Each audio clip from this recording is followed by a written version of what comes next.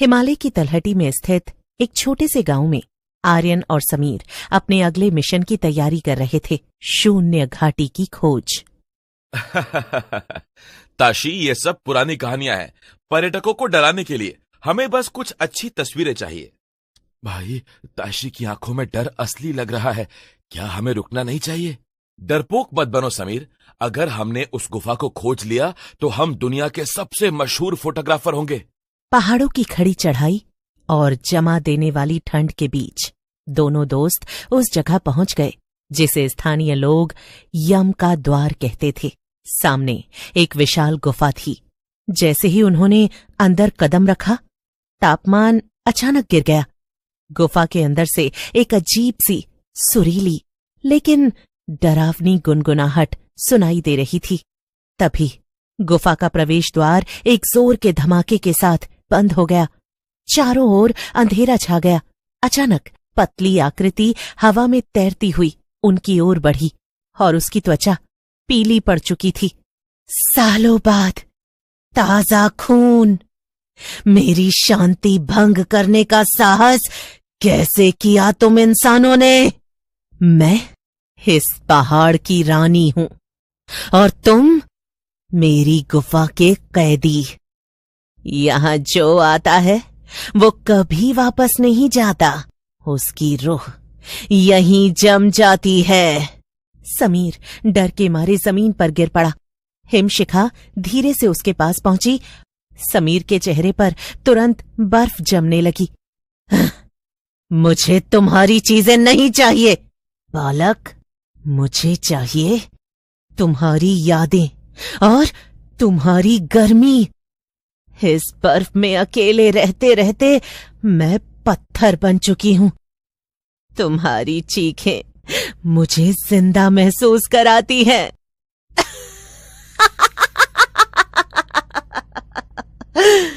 भागोगे कहां? इस गुफा की हर दीवार मेरी आंखें हैं।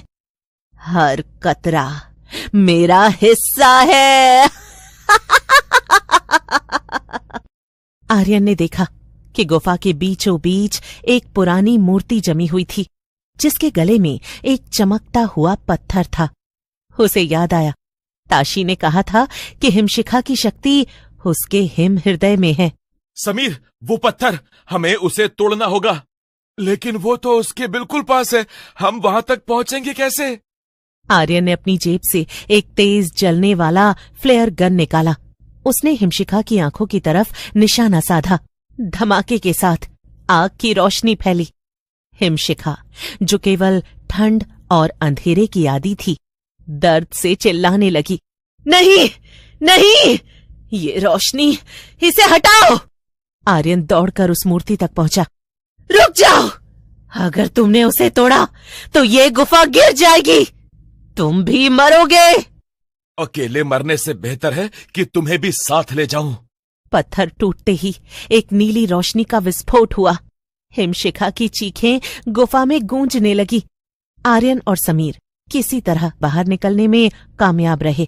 जब उन्होंने पीछे मुड़कर देखा तो वहां गुफा का कोई नामो निशान नहीं था। तभी हवा में वही सुरीली गुनगुनाहट फिर से सुनाई दी।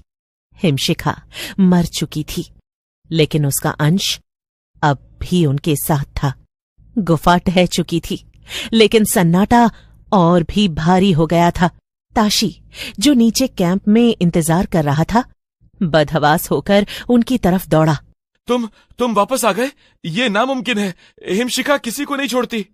हमने उसे खत्म कर दिया ताशी। उसकी शक्ति का पत्थर तोड़ दिया।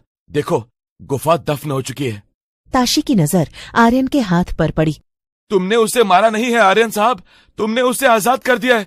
वो पत्थर उसे गुफा में कैद रखता था। अब वो तुम्हारे भीतर है।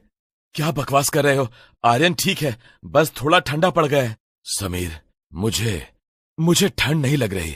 मुझे बहुत गर्मी लग रही है।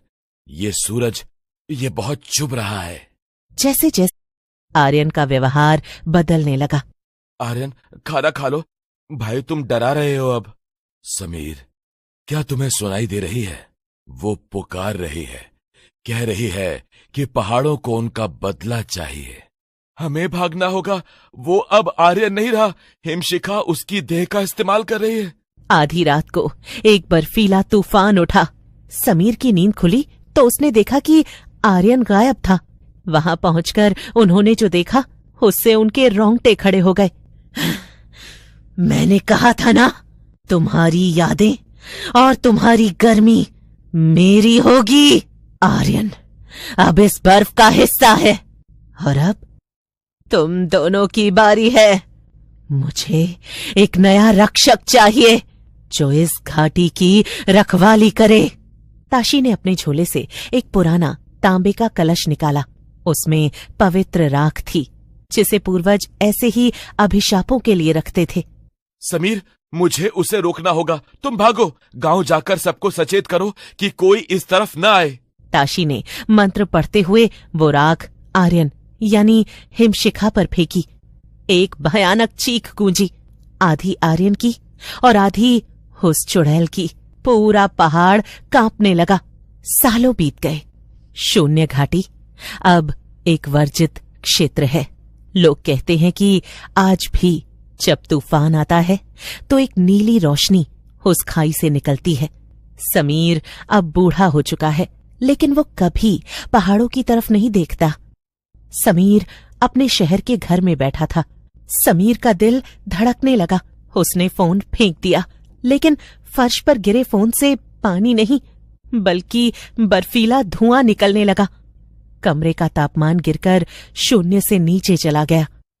समीर को समझ आ गया कि हिमशिखा मरी नहीं थी। उसने आर्यन के शरीर को सिर्फ एक माध्यम बनाया था और अब वो समीर को वापस बुला रही थी ताकि वो पूरी तरह इस दुनिया में लौट सके। वो उसी शून्य घाटी की ओर निकल पड़ा जहां दशकों पहले उसने अपना सब कुछ खो दिया था। जब समीर उस खाई के पास पहुंचा जहां आर्यन और ताशी गिरे थे, महल के द्वार पर वही नीली रोशनी जल रही थी। समीर जैसे ही अंदर पहुंचा, समीर, मेरे वफादार दोस्त, देखो मैंने आर्यन को संभाल कर रखा है, पर इसे एक साथी चाहिए। पत्थर टूटने से जो रूहें आजाद हुई थीं, उन्हें फिर से कैद करने के लिए मुझे एक जीवित स्तंभ चाहिए। मौत तो बहुत आसान है समीर, मैं तुम्हें अमरता दूंगी, बर्फ की अमरता। समीर को महसूस हुआ कि उसका खून जम रहा है। उसकी यादें, उसका परिवार, उसका घर, उसकी हंसी, सब एक एक करके बर्फ बन रही थी। अचानक समीर ने देखा कि ताशी की वो पवित्र राख जो खाई में गिरी थी, वो अभी भी कहीं न कहीं सक्रिय थी। समीर ने अपनी आखिरी ताकत बटोरी और अपनी जेब से वो पुरानी तस्वीर निकाली जो वो साथ लाया था। उसने उसे जलती हुई मशाल जिसे वो अपने साथ लाया था उससे छुआ दिया। जैसे ही वो तस्वीर जो हिमशिखा और उनके बीच का आखिरी जुड़ाव थी, वो जल गई। हिमशिखा की चीख से पहाड़ कांप उठा। अगली सुबह जब सूरज की पहली किरण शून्य घाटी पर पड़ी तो वहां न कोई महल था, न कोई लाश। गांव वाले आज भी कहते हैं, जब बर्फबारी के बीच दो परछाइयां हाथ पकड़े दिखे तो समझ लेना कि दोस्ती ने चुड़ैल के अभिशाप को थाम कर रखा है। लेकिन जिस दिन वो हाथ छूटेंगे, हिमशिखा फिर से जाग जाएगी।